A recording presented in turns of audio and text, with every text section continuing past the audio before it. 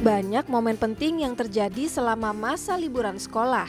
Selain para siswa mempersiapkan diri untuk menyambut kelas baru, para orang tua juga tentunya ikut sibuk untuk mempersiapkan segala kebutuhan putra-putrinya. Nah, di Urban sore ini, saya ingin mengajak Anda untuk mengunjungi salah satu tempat yang berhubungan dengan tahun ajaran sekolah. Permisi, Assalamualaikum. Salam. Halo Mas, Iya. saya Febri dari Urban. Dengan Mas siapa Mas? Ibe. Dengan Mas Ibe? Iya. Wah Mas Ibe, ini lagi ngapain Mas Ibe? Ini lagi motong celana buat seragam. Oke, sambil duduk boleh ya? Iya, boleh. Ngobrol-ngobrol ya? Boleh. Oh, ini celana untuk seragam apa Mas? Ini buat seragam SMP. Oh, seragam sekolah maksudnya? Iya, betul. Oh gitu. Nah tapi sebelum ngobrol-ngobrol lebih banyak lagi, saya mau nyapa dulu di rumah nih. Halo, selamat sore. Apa kabar? Jumpa lagi dengan saya, masih di Urban. Dan seperti biasa, Urban akan selalu mengajak Anda untuk menikmati berbagai pesona yang ada di sekitar kita. Nah, sekarang saya sudah bersama dengan Mas Ibe, di mana beliau ini adalah pemilik dari usaha konveksi seragam anak sekolah. Dan kebetulan nih di depan kita lagi, ini ya Mas ya, gunting pola untuk celana Iya, anak SMP. celana SMP. Nah, untuk tahu seperti apa sih prosesnya, kita langsung ngobrol aja sama Mas Ibe. Yuk. Mas Ibe, udah Iya. sejak kapan nih punya usaha seperti ini? Ini usaha keluarga mertua saya sih, keluarga mama. Oh gitu. Udah sejak oke. tahun 90-an ada. Menekuni usaha konveksi berarti harus menguasai beberapa hal yang berhubungan dengannya. Selain proses desain pola, pengolahan materi kain dan juga proses yang lainnya menjadi faktor produksi yang wajib dipahami. Nah, ini kan kalau dilihat ini keluarga semua nih Mas ya. Nah ini kan ada yang motong-motong, ada yang mbaknya lagi gambar ya itu ya, Pola. lagi bikin Mas, pola pola. gitu. Ini gimana nih yang ngerjain ini semuanya tanggung jawabnya sama atau ada bagiannya masing-masing? Iya, sebenarnya kalau bisa dibilang perbagian sih belum ya. Tapi memang kalau fokusnya sih ada. Kalau Oh, ibu oke. saya, mama saya itu beliau bikin pola gitu. Oke. Nah, setelah polanya gini kan tinggal diciplak gitu. Nah, baru tugas saya dan istri saya itu menggambar pola ini ke kain dan memotongnya. Ukuran seragam anak sekolah produksi Mas Ibe menggunakan ukuran standar berdasarkan segmentasi usia. Tapi bukan berarti Mas Ibe tidak pernah membuat versi lain dari ukuran seragam anak.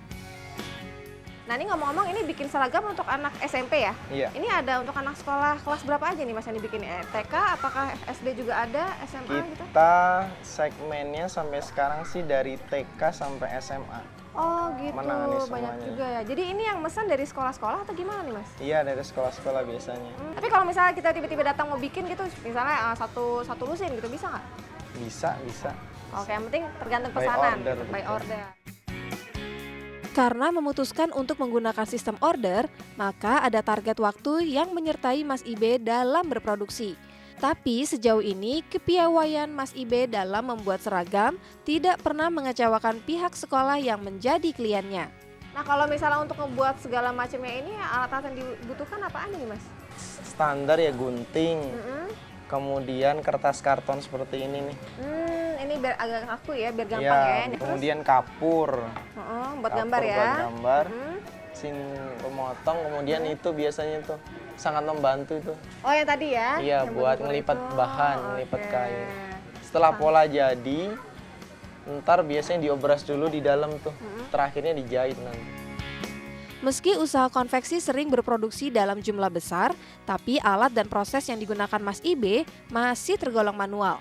Jadi, penentuan kapasitas produksi bergantung pada kemampuan tangan para pekerja. Biasanya nih kalau misalnya lagi bulan puasa kayak gini, yang order banyak kan nih Mas? Bulan puasa mendekati bulan masuk sekolah ini lagi puncak-puncaknya nih. Nah, memangnya dalam waktu satu hari itu bisa bikin berapa banyak seragam nih? Tergantung jenis pakaiannya. Kalau oke. pakaian celana memang cenderung susah gitu.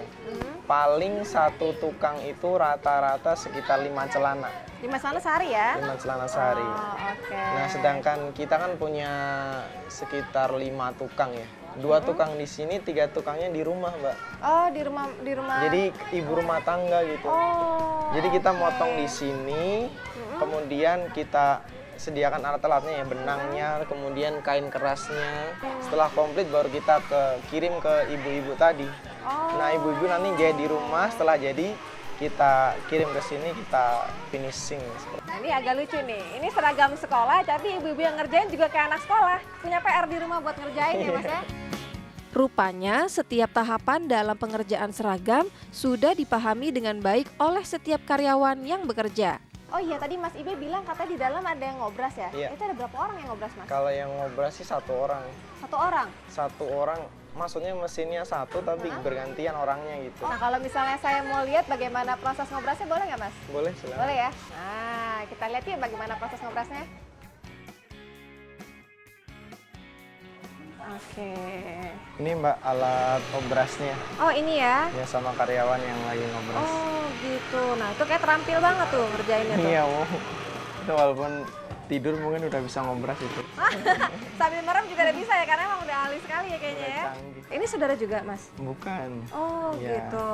Oke. Wah, ini benar-benar nih harus terlatih sekali nih. Soalnya Iya. ini emang ngobras ini kan gunanya untuk ini ya, mencegah Biar dari rapi. apa?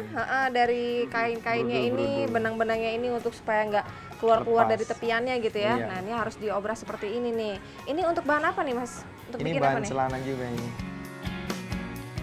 Segala jenis seragam sekolah adalah ladang bagi Mas Ibe dan keluarganya untuk memasarkan produk.